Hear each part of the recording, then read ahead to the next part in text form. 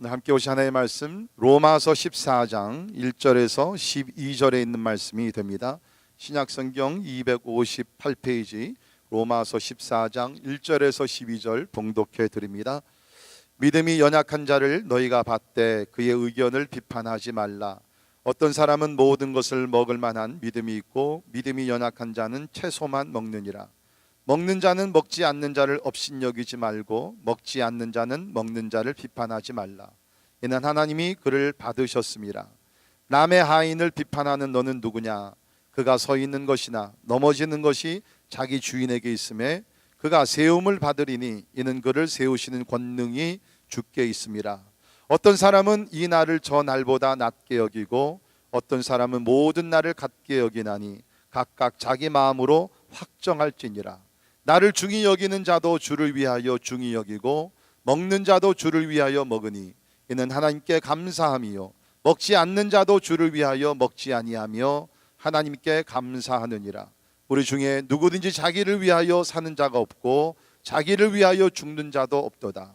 우리가 살아도 주를 위하여 살고 죽어도 주를 위하여 죽나니 그러므로 사나 죽으나 우리가 주의 것이로다.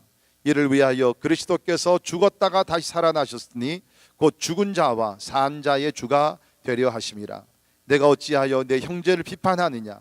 어찌하여 내 형제를 업신여기느냐? 우리가 다 하나님의 심판대 앞에 서리라. 기록되었을 때 주께서 이르시되 내가 살았노니 모든 무릎이 내게 꿇을 것이요 모든 혀가 하나님께 자백하리라 하였느니라. 이러므로 우리 각 사람이 자기 일을 하나님께 직고하리라. 아멘. 아멘. 대부분 우리 경험하는 대인관계의 갈등은 큰 문제보다는 사소한 의견 차이에서 일어나는 경우들이 많이 있습니다.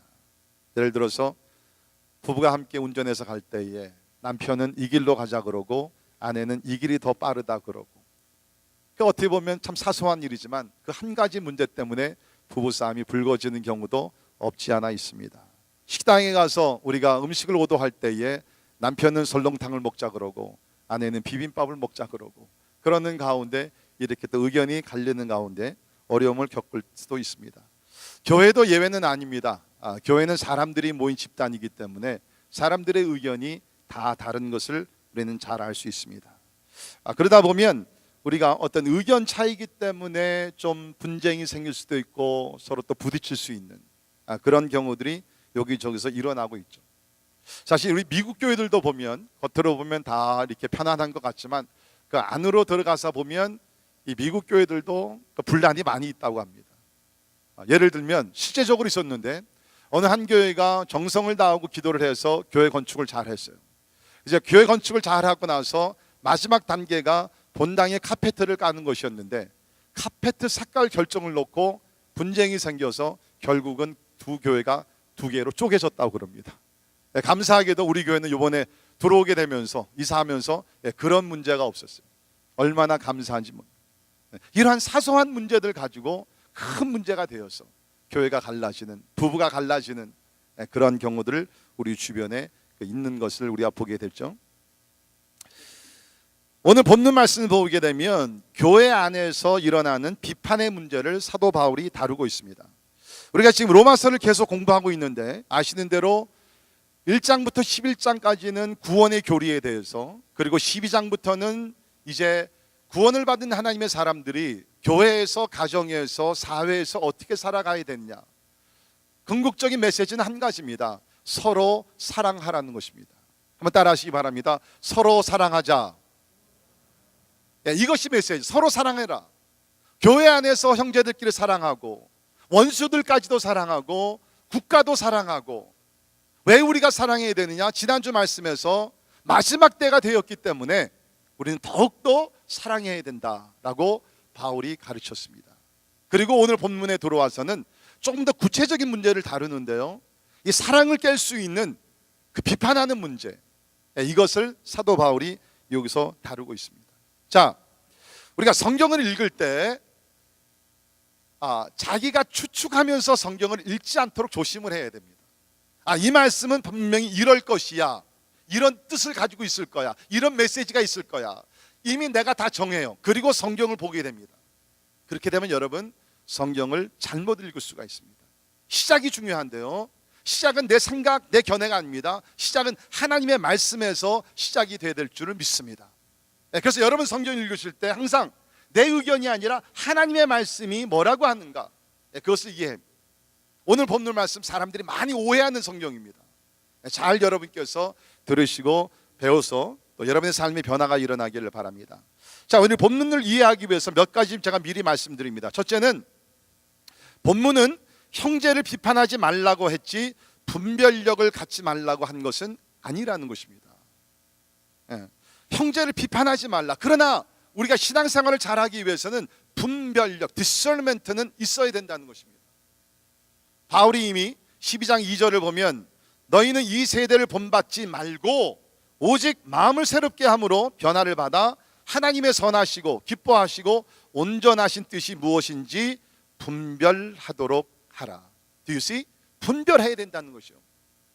선과 악을 분별해야 됩니다. 하나님의 뜻과 인간의 뜻을 분별해야 합니다. 하나님이 기뻐하시는 것, 하나님이 싫어하시는 것 분별해야 합니다. 세상의 모습과 하나님 나라의 모습을 분별해야 된다는 것이에요. 그렇기 때문에 오늘 본문 말씀은 비판하지 말라는 것이지 분별하지 말라 그때 아니라는 것입니다. 또 한 가지는 본문은 개인의 의견 차이의 문제를 다루는 것이지 중요한 교리를 다루는 본문이 아니라는 것입니다. 개인의 의견 차이, 중요한 교리는요 사도 바울이 절대로 타협을 하지 않습니다. 예를 들면 우리가 구원을 받는 것이 오직 하나님의 은혜요 믿음으로 이루어지는 줄을 믿습니다. 아멘. 그 부분에선 바울은요 이거는 다른 의견이 있을 수가 없다는 것이에요. 갈라디아서 같은 경우는 뭡니까?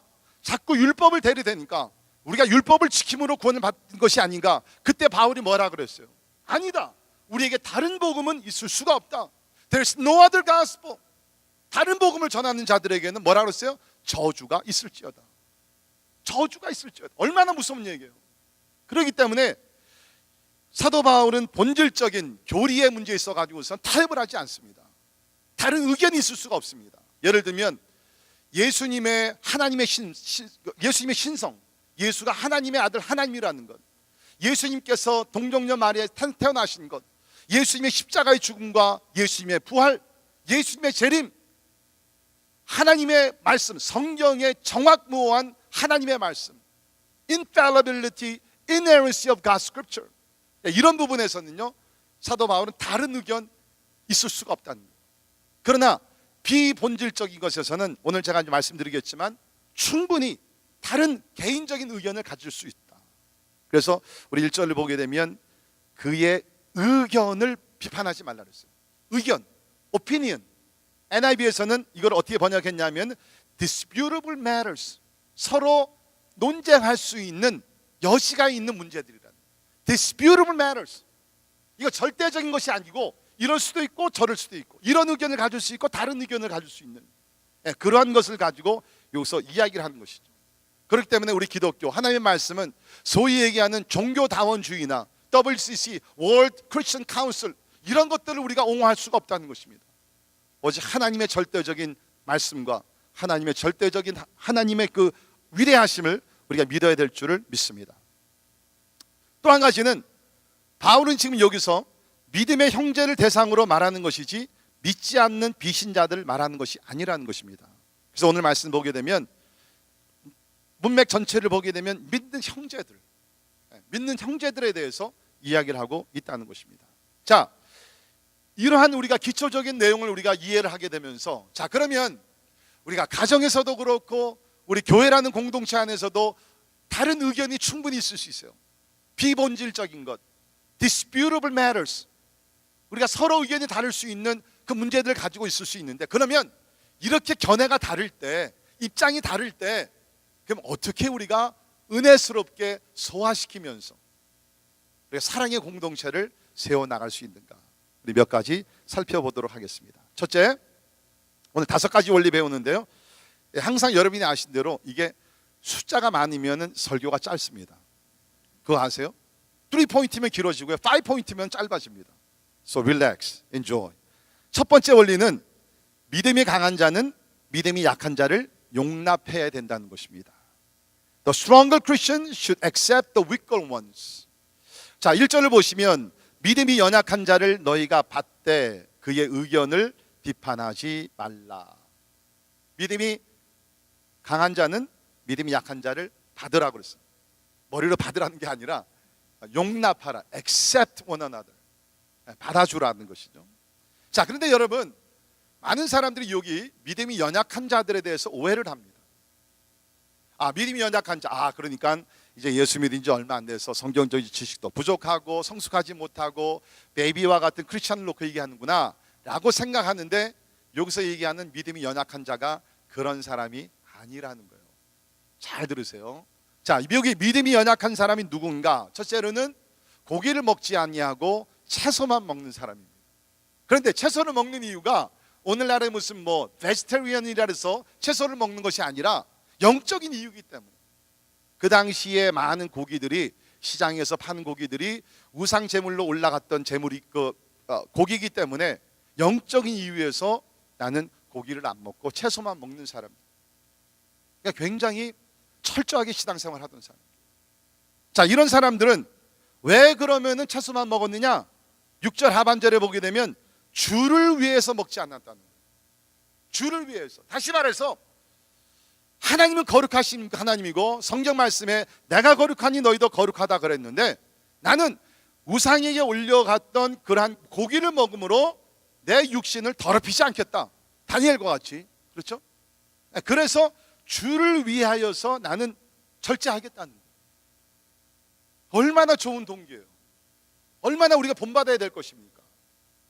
그러니까 절대로 여기서 믿음이 연약한 자가 지식이 부족하고 예수님을 잘 모르고 성경을 모르고, 그게 아니라는 것이에요. 율법주의자도 아닙니다. 나름대로 하나님을 잘 섬기기를 원하는 믿음이 좋은 자예요. 그래서 The Message 성경에서는 이 번역을 참 잘한 것 같아요. The Message 성경에서는 그 원래 뜻을 잘 살려서 연약한 자를 어떻게 번역했냐면 Believers who don't see things the way you do. Believers who do not see the things the way you do. 당신이 보는 그 견해로서 관점에서 보지 않는 자, 다시 말해서 다른 의견을 가지고 있는 자. 이게 조금 더 잘된 번역인 것 같아요. 믿음이 강한 자는 나와 의견이 다른 사람들을 멀리하지 말고 업신여기지 말고 용납하라는 것이에요. 용납하라는 것입니다.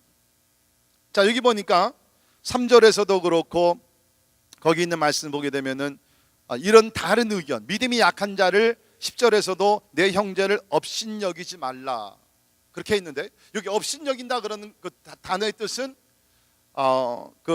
제외시키지 말라는 거예요. Do not isolate them. 너희들의 공동체에서, 교제에서 의견이 좀 다르다 그래서 분리시키지 말라는 것이에요.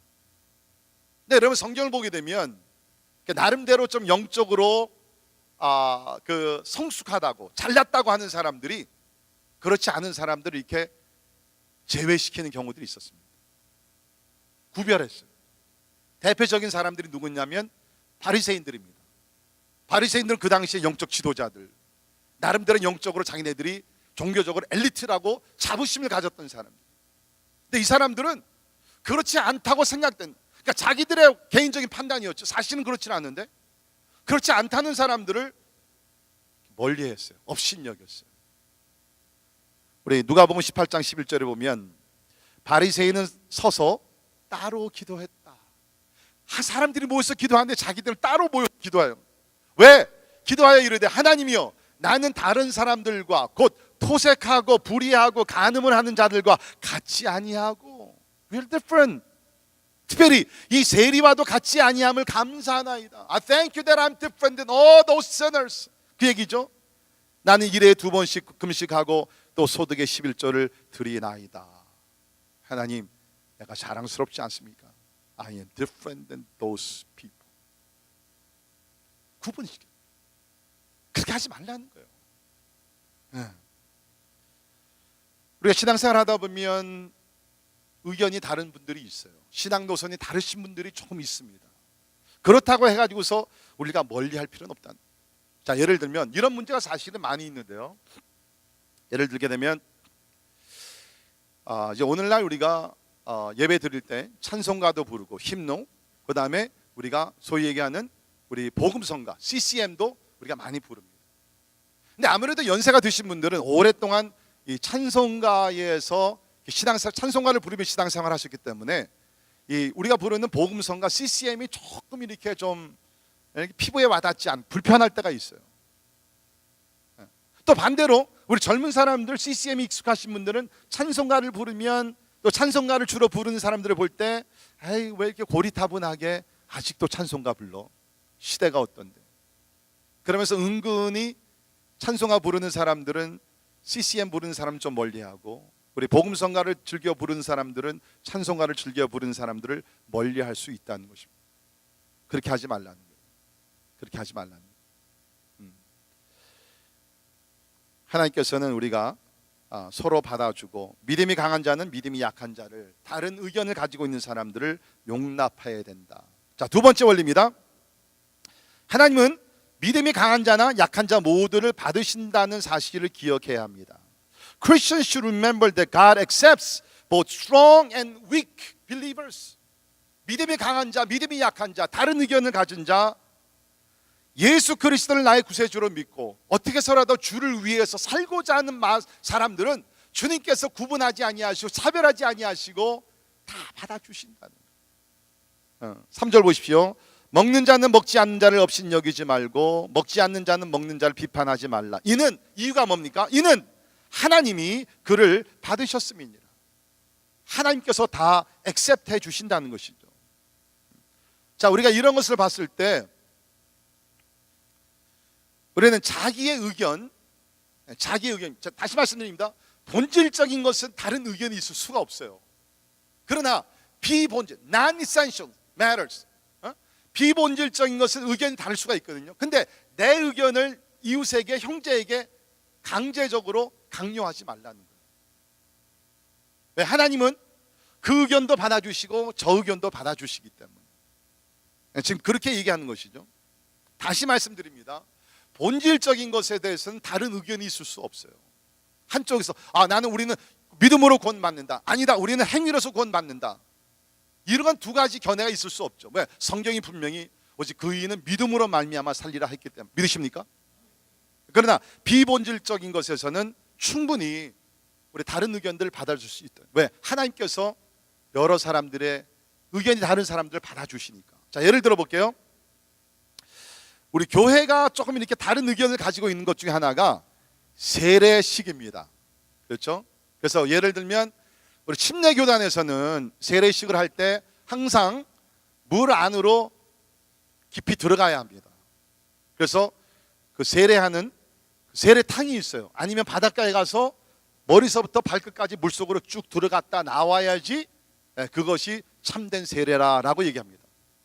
그래서 세례식의 방법이 침례입니다. 물속으로 깊이 들어가야 돼요. 그런데 우리 장로교나 그 외 교단에서 어떻게 합니까? 아니다, 꼭 그렇게 할 필요가 있겠느냐. 그것도 좋지만 세례식의 가장 중요한 것은 meaning, 의미가 아닌가. 내가 예수 그리스도를 영접하고 하나님과 사람 앞에서 고백하고 이제 주님의 뜻대로 새로운 피조물로 살겠다는 결단이 아닌가.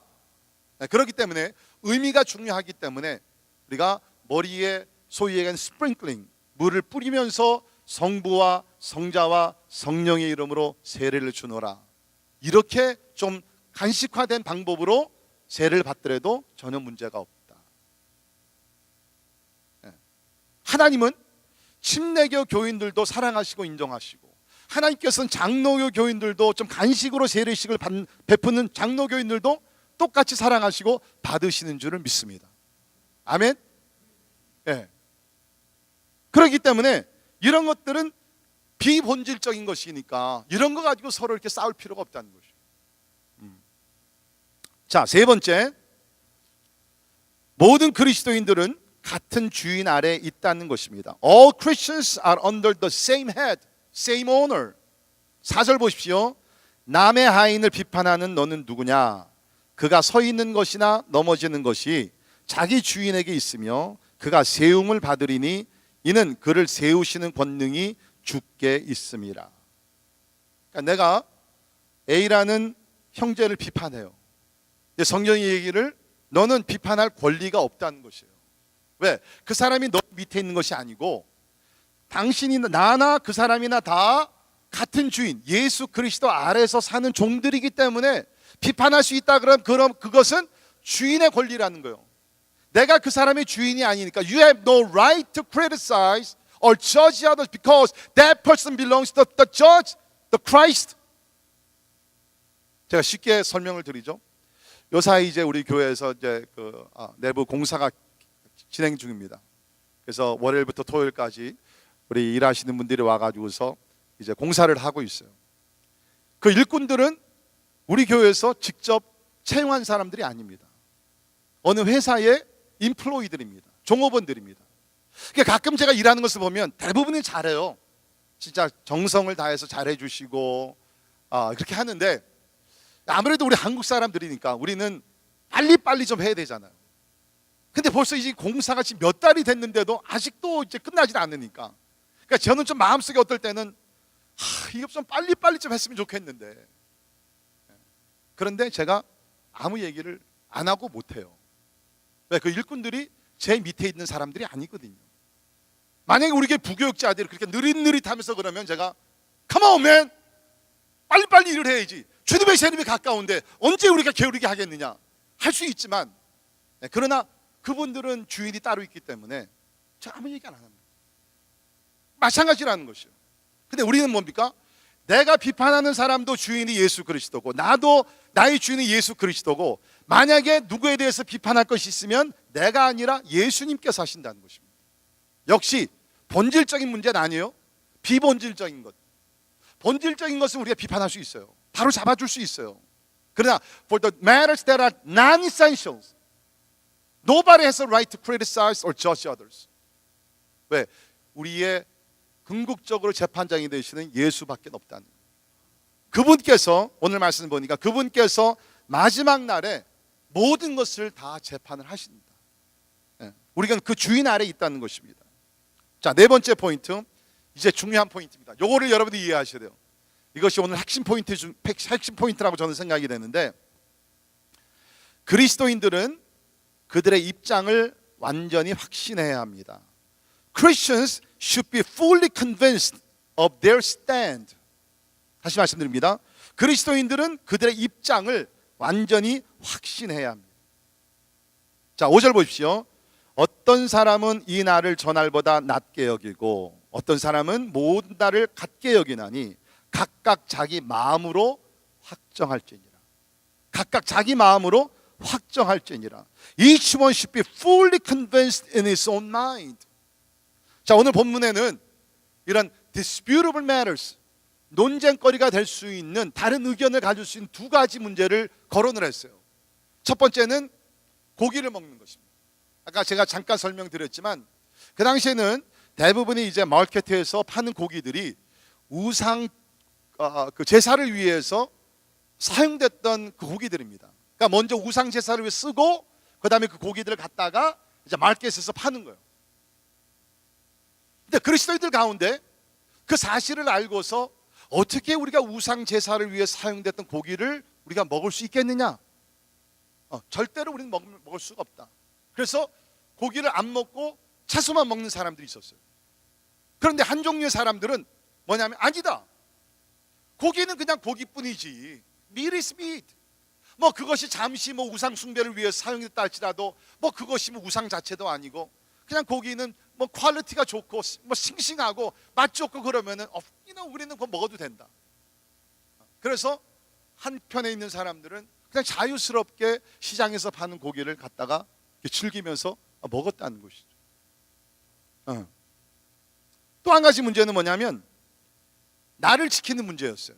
그러니까 오늘 말씀 보니까 어떤 사람들은 이 날을 저 날보다 낮게 여기고 어떤 사람들은 모든 날을 같게 여겼다. 여러분이 아시는 대로 우리 특별히 유대교 배경에서는 그리스도인들 가운데서도 안식일을 계속 중요시 여겼습니다. 그래서 저들은 안식일은 다른 요일과 다르게 우리가 구별해서 특별하게 지켜야 된다. 왜? 십계명에서도 안식일을 거룩히 지켜야 되니까. 그런데 특별히 신약에 들어오게 되면서 이 나를 지키는 것이 문제가 되기 시작합니다. 왜 그러냐면 우리 성경을 보면 신약에 와서는 그리스도인들이 안식일, 그러니까 시간적으로 말씀드리면 안식일은 금요일 날 해가 질 때부터 토요일 날 해가 질 때까지가 세벳, 안식일이잖아요.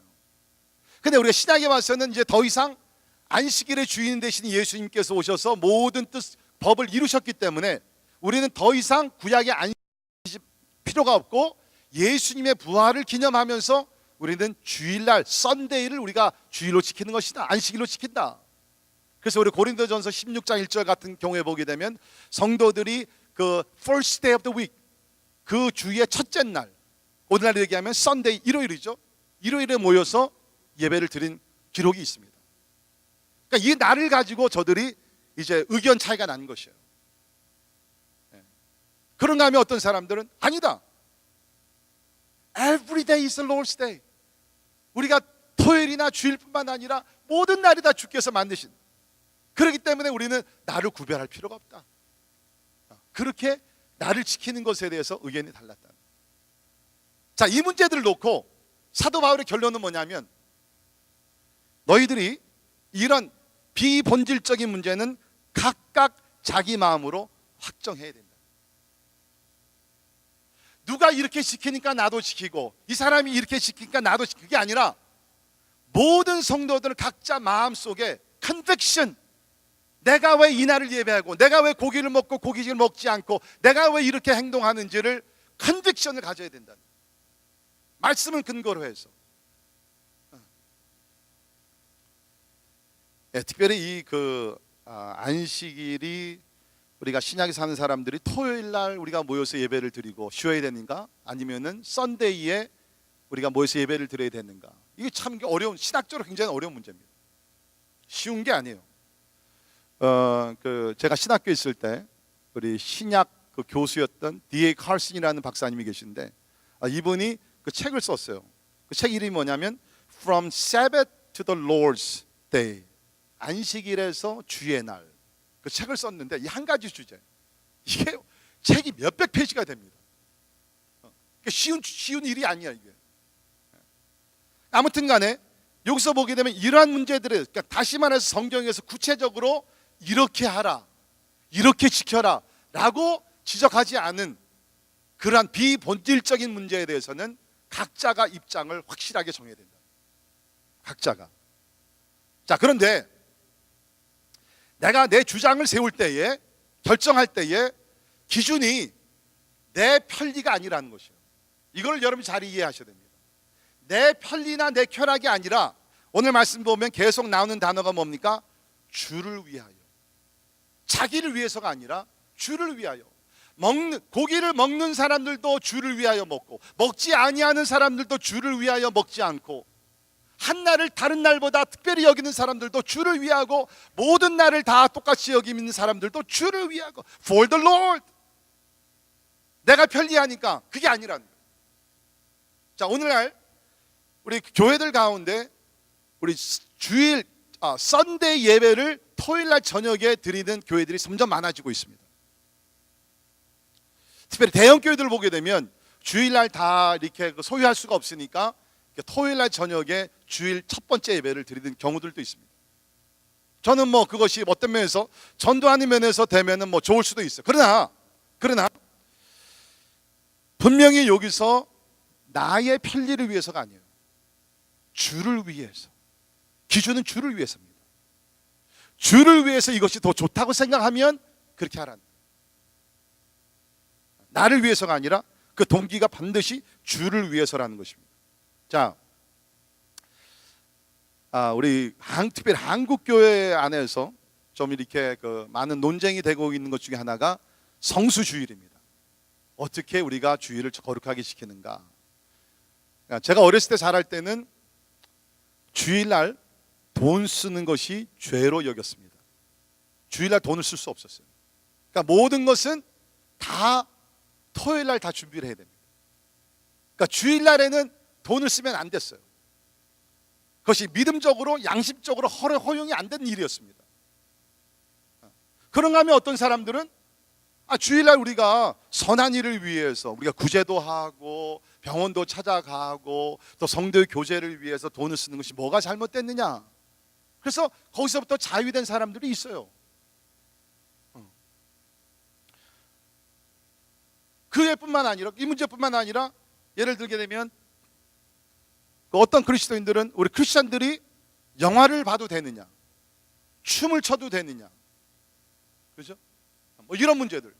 여러분, 미국 교회 아직도 펀더멘탈한 교회에서는요, 여자들이 화장을 해도 되느냐, 이거 가지고서 논쟁하는 교회들이 있어요. 여자들이 주일날 교회 올 때 바지를 입어도 되느냐, 허용이 안 되는 그러한 집단들이 있습니다. 이단이 아니에요, 크리스천들이에요. 그러니까 이런 문제들을 우리가 경험을 하게 되죠. 그러니까 성경에서 구체적으로 밝히지 않은 그러한 그 이슈들을 가지고서는 다른 의견이 있을 수가 있다는 거예요. 중요한 것은 주를 위한 것이고 각자 마음에 확정해야 된다. 나는 이런 이유 때문에 나는 I take this conviction. 나는 이 견해를 가지고 산다. 자, 제가 좀 더 깊이 들어가 보죠. 우리 그리스도인들 가운데 좀 다른 견해를 가지고 있는 것이 술 마시는 것입니다. 자, 술에 대해서 여러분께서 분명한 것이 있어요. 첫째는 성경에서 술 취하지 말라, 이는 방탕한 것이니. 술 취하는 것은 drunkenness, 그것을 하나님께서 하면 안 된다고 분명히 얘기했어요. Very clear. 그러나 술을 마시지 말라는 말은 나오질 않습니다. 그렇죠? 오히려 사도 바울이 그 디모데가 몸에 좀 문제가 있었을 때 오히려 포도주를 마셔서 건강에 도움이 되게 하라. 모르겠어요, 무슨 문제인지, 뭐 피순환이 잘 안 됐던지, 무슨 뭐 골치 아팠던지 모르겠어요. 하여튼 포도주를 마심으로 도움이 되면, 몸의 건강에 도움이 되면 마시는 것을 권면을 했습니다. 자, 그러나 분명한 것은 술 취하지 말라, 이것은 하나님의 명령이죠.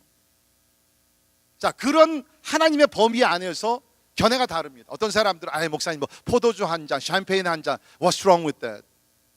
성경에서는 그것이 죄라고 얘기는 안 해요. 자, 여기에 이제 제 의견입니다. This is my opinion and my belief and my conviction. 술을 절대로 마시지 말라는 얘기는 안 하지만 우리 다 경험하는 것이 뭡니까? 술 한 잔을 하게 되면 두 잔으로 가죠. 두 잔을 가게 되면 세 잔으로 넘어가게 됩니다. 그러한 유혹의 문이 열리기 때문에 성경에 죄는 모양이라도 내지 말라 그랬으니까 안 하는 것이 하는 것보다는 더 좋다는 거죠. 제 의견입니다. 네, 제 의견이에요. 또 한 가지는 뭐냐면, 여러분이 아신 대로 술을 하시면서 술을 취하게 되면 그 다음에 저는 사실 그게 더 싫어서 안 해요. 왜냐면 제가 자랄 때 우리 친삼촌이 계셨어요. 우리 아버님 동생이신데 공군에서 일을 하셨는데, 참 보통 때는 진짜 너무너무 막 사랑이 많고 우리 조카들을 너무 잘해주시고 막 이랬어요. 근데 이분이요, 술만 들어가면 죄송합니다, 완전히 개가 되는 거예요. 사람이 그렇게 바뀌더라고요. 그리고 참 우리 삼촌이시지만 아주 뭐 술 취하면 정신이 나가니까 뭐 아주 그냥 추잡한 일들을 그렇게 많이 하시더라고요. 말 실수를 많이 하시고 막 때에 따라 그냥 들어오셔가지고서 그냥 가구들을 다 이렇게 망가뜨리고, 뭐 화분에다가 그냥 볼일을 보시고. 전 어렸을 때 그것을 보면서 나는 절대로 술 안 마시고. 술 취하면 여러분 그 후에 후유증이 얼마나 많아요.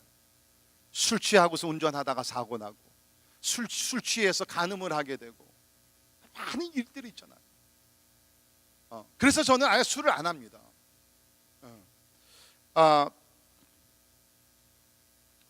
또 한 가지 이유가 있어요. 저는 이제 역시, 그러니까 제가 지금 말씀드리는 것은 여러분께서 다른 견해 충분히 가질 수 있어요. 그러나 make sure 여러분께서 여러분의 입장을 성경을 근거로 해서 입장을 가져야 된다는 거예요. 자, 사도 바울이 고린도전서 6장 12절에 보면 이런 얘기했죠. 모든 것이 내게 가하나 다 유익한 것이 아니요, 모든 것이 내게 가하나 내가 무엇에든지 얽매이지 아니하리라. 음식은 배를 위하여 있고 배는 음식을 위하여 있나니, 있으나 하나님은 이것저것을 다 패하시리라. 몸은 음란을 위하여 있지 않고 오직 주를 위하여 있으며 주는 몸을 위하여 계시니라. 여기 중요한 원리가 뭡니까? 모든 것이 가하나 모든 것이 유익한 것이 아니라 All things are permissible but not all things are beneficial.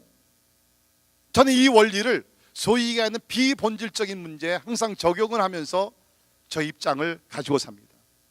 술 한 잔, 샴페인, 포도주 마시, That's okay.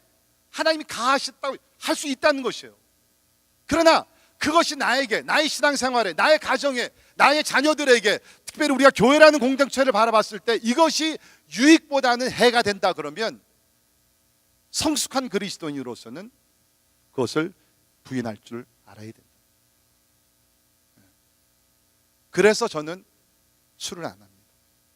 그렇다고 해서 제가 이렇게 뭐 포도주 한 잔 하시고 샴페인 한 잔 하신 분들 제가 뭐 업신여기고 저 사람들 믿음이 안 좋고, 저는 그렇게 생각은 안 해요.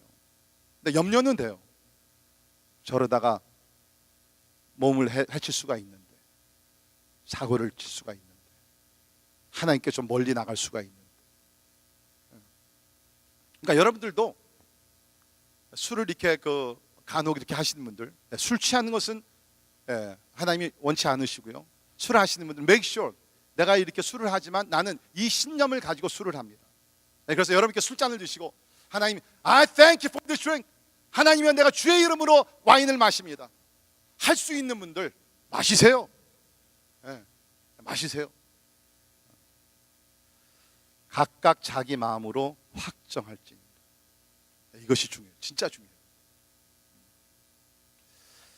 그러니까 이게 어떻게 적용이 되냐면요, 이거는 양심의 문제가 적용이 되는 것인데, 그러니까 제 양심에는 아까 말씀드렸잖아요. 어렸을 때 자랄 때는 제가 자유되기까지는 제가 어렸을 때 제 양심에 주일날 돈을 쓰는 것이 양심상 허락이 안 됐어요. 왜? 제가 그런 신앙 교육을 부모님에게 받았기 때문에. 그래서 그때는 제가 주일날 돈을 쓰게 되면 양심상 죄에 걸려 넘어가는 거예요.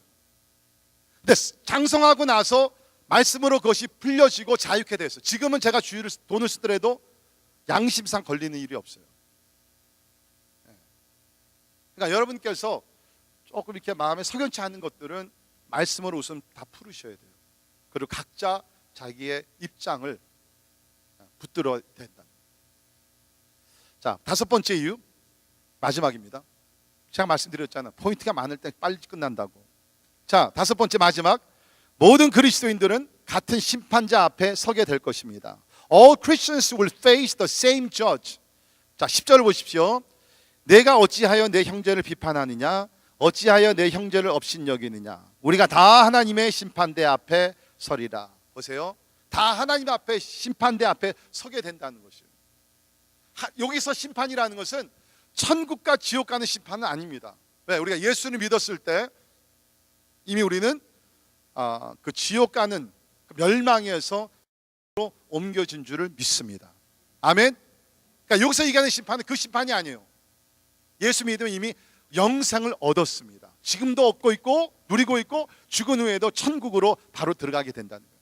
여기서 얘기하는 심판은 뭐냐면 천국과 지옥의 심판이 아니라 내가 행한 모든 일에 대해서, 말과 행실과 모든 것에 대해서 하나님께서 다 드러내셔가지고서 심판하신다 그랬거든요. 비본질적인 문제까지도. 이게 중요해요, 여러분.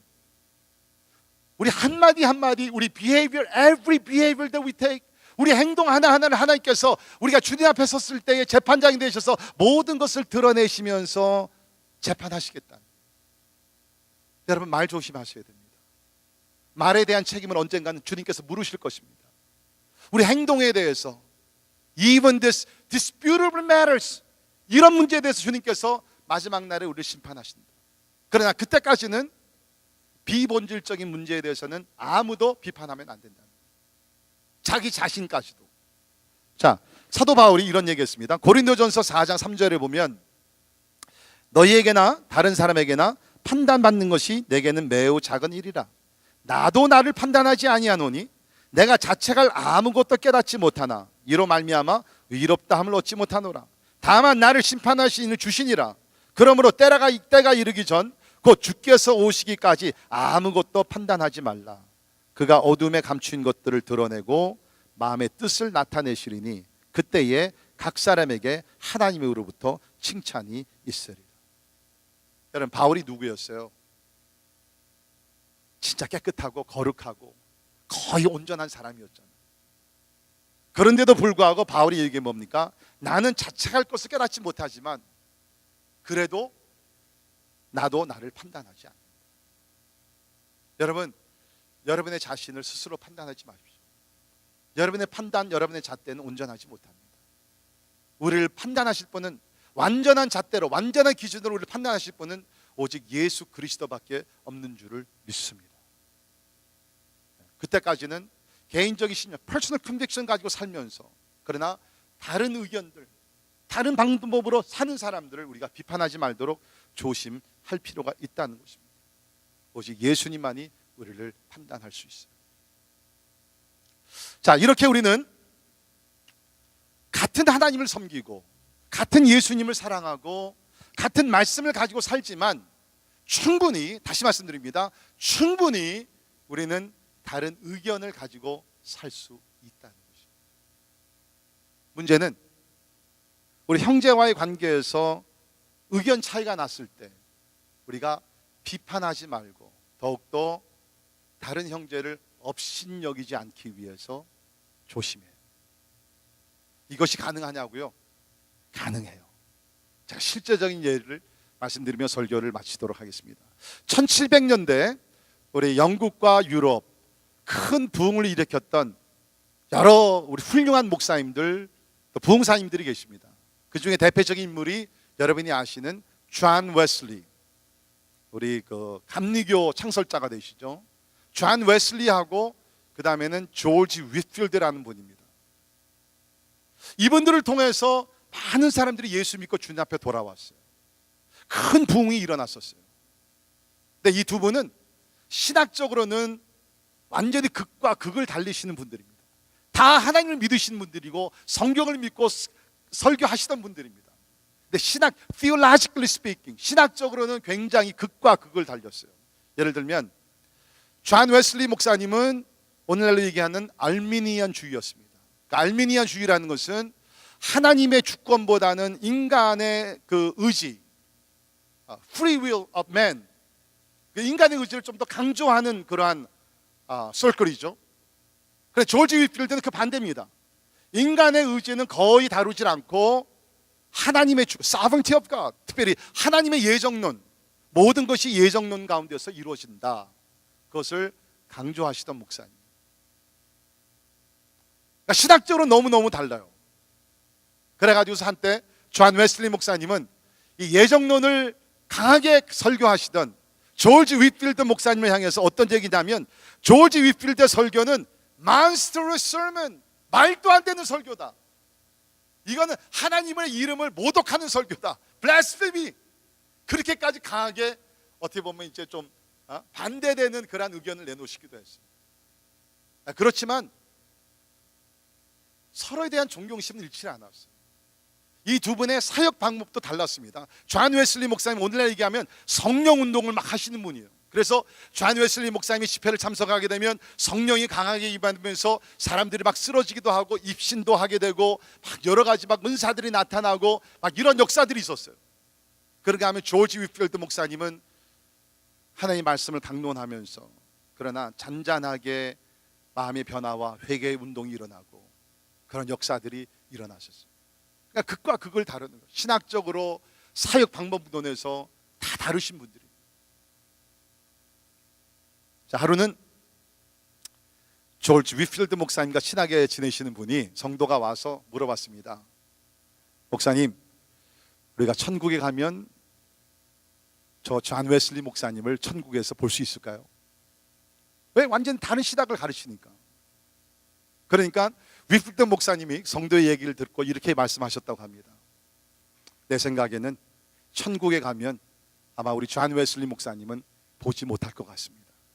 그랬더니 이제 성도, 그렇죠, 저런 설교하시면 어떻게 천국에 들어가겠습니까? 그런데 그 다음에 나오는 말이 중요합니다. 천국에 가면 우리가 존 웨슬리 목사님을 뵐 수 없는 이유는 저분은 하나님 곁에 바로 옆에 있으면서 하나님께 칭찬을 받고 있을 거고, 나 같은 사람은 너무나 부족해서 천국에는 가지만 저 멀리 있을 거기 때문에 우리는 서로 볼 수 없을 것 같습니다. 그만큼 서로 존경을 한 거예요. 이렇게 세월이 지나다가 존 웨슬리 목사님이 병에 걸려서 죽게 되셨어요. 이 소식을 듣고 조지 위필드 목사님이 편지를 썼다고 합니다. 그 내용을 잠깐 소개하죠. 존 웨슬리 목사님을 위로하면서 이렇게 썼어요. 우리 한번 띄워주시겠어요? 빛나는 보좌가 당신을 기다리고 있습니다. 그리고 멀지 않아 주님의 기쁨에 들어갈 것입니다. 주님은 거대한 면류관을 가지고 서서 수많은 성도들과 천사들의 흠모 가운데 당신의 머리에 씌워주려고 준비하고 계실 것입니다. 평생을 신학적으로 다른 길을 걸어가셨던 분이지만 이제 죽음을 눈앞에 본 사랑하는 동력자들을 위해서 당신이 천국에 들어가면 주님께서 천군 천사들 많은 성도들과 함께 영광스러운 면류관을, 매시브 크라운, 많은 면류관을 씌워 주실 것입니다. 힘내십시오. 그런데 많은 성도들이 기도하는 가운데 이 존 웨슬리 목사님이 다시 건강이 회복됐어요. 그래서 몇 년 후에 오히려 조지 필드 목사님이 먼저 세상을 떠나시게 됐습니다. 그때 떠나시기 전에 남긴 유언이 있어. 그 중에 하나가 뭐냐면, 내 장례식은 다른 사람이 아닌 존 웨슬리 목사님이 와서 심례를 하게 하라. 그래서 어떻게 보면 평생 라이벌 의식을 가졌던 그 목사님이지만 존 웨슬리 목사님이 오셔서 조지 위필드 목사님의 장례 예배를 3번이나 드렸대요. 장례 예배 가운데 존 웨슬리 목사님이 이런 말씀을 하셨습니다. 여러분이 오늘 이 말씀을 좀 기억하면 좋겠어요. 하나님의 가장 진실한 자녀들 사이에서도 지난 여러 세대에 걸쳐 의견을 달리한 비본질적인 교리들이 많이 있습니다. 이것들에 대해서 우리는 생각하게 할 수 있습니다. 우리는 의견이 다른 것에 대해 동의할 수 있습니다. 영어로 말씀드리면, In this we may think and let think. We may agree to disagree. We may agree to disagree. 다른 의견을 가지고 있는 것에 대해서 우리는 동의할 수 있다. 저는 우리 교회가 이런 교회로 성숙하고 성장하기를 주의 이름으로 축원합니다. 다른 의견들 충분히 있어요. 가지세요. 비본질적인 것에서는 다른 의견을 가질 수 있는 것에 우리가 동의하면서 본질적인 예수 그리스도 영광, 하나님의 나라, 복음을 위해서 하나가 되어서 하나님의 역사를 이룰 수 있기를 간절히 바랍니다. 기도하겠습니다.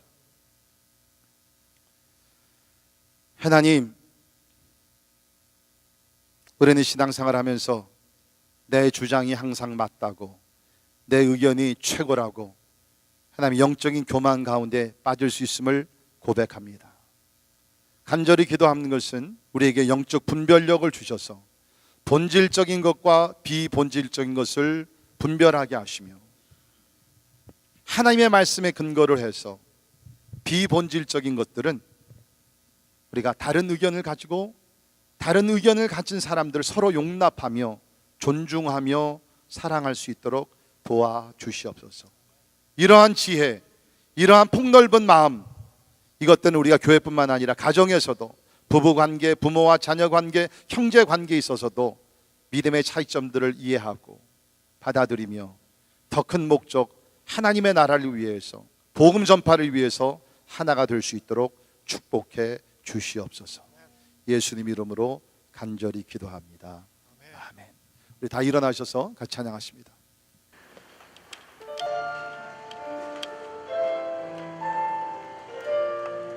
우리의 삶은 우리의 것이 아니라 하나님의 것이지, 결국에는 너무나 마시나 다 하나님의 것이지. 우리의 삶이 주께 있음을 기억하며 찬양합니다.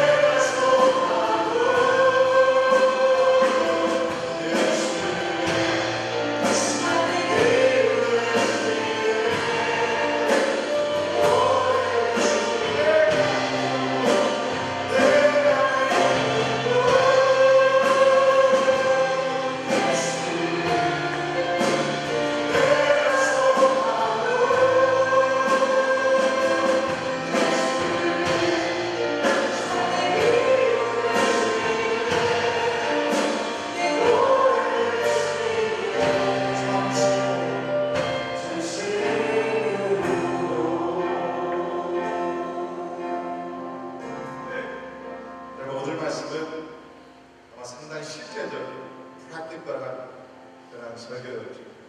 우리가 살다 보면 가정에서도 특별히 교회에서 나랑 의견이 다른 사람, 비판으로 끝나는 것이 아니라 대부분의 많은 경우에는 내가 교만한 자리에 서서 다른 사람들을 업신여기는 디스파이스하는 자리까지 나가는. 저도 이 말씀을 준비하면서 하나님 앞에 많은 회개를, 하나님 비본질적인 문제를 가지고 혹시 나의 좋은 의견, 나의 주장 때문에 다른 사람을 무시하고 업신여기는 있습니다. 하나님 용서하여 우리 누구도 비판할 수 있는 사람 하나님밖에 없는 줄 믿습니다.